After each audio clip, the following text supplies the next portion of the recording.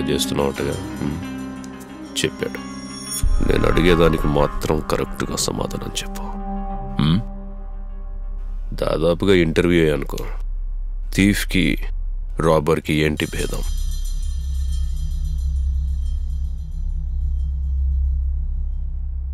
A thief usually steals secretly and the victim usually becomes aware of the theft only after something has been stolen. A robber is not only usually seen by the victim but also other injurers are frightened to injure the victim.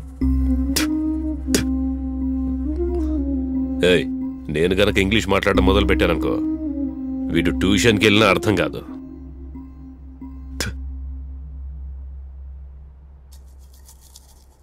ఒకడు railway స్టేషన్లో phone మాట్లాడుతుండగా హఠాత్తుగా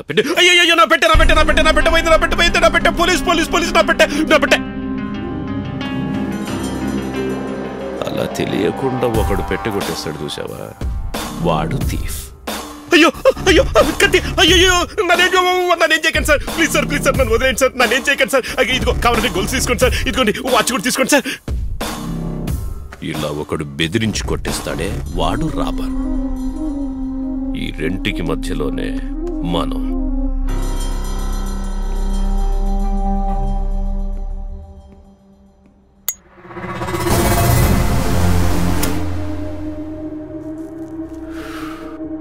వస్తున్నారు చూడు my boys.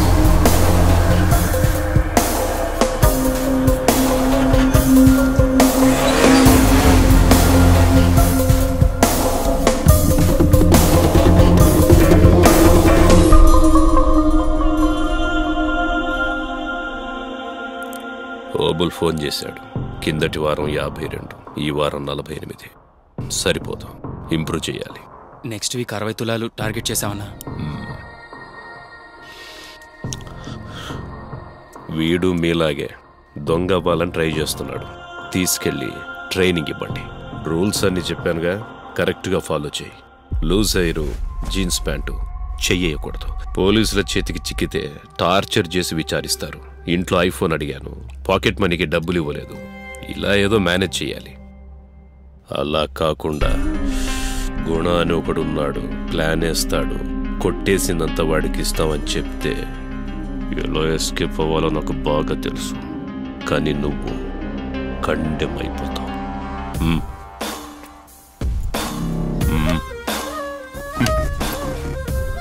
ముందా nails cut చేయి, లేదంటే chain లాగేప్పుడు ladies ఒంటి మీద గాట్లు పడతాయి. అది పాపం. లేడీస్ అంటే దేవతలు, ఇచ్చే దైవాలు. క్రైమ్ చేసిన కూల్గా చెయ్యాలి. నీకు హిట్లర్ అంటే ఇష్టమా, గాంధీ అంటే ఇష్టమా? గాంధీ తాత అంటేనే ఇష్టం.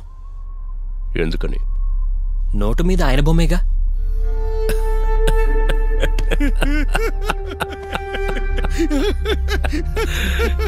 మచ్చమని చూసావా వాడిని? కరెక్ట్.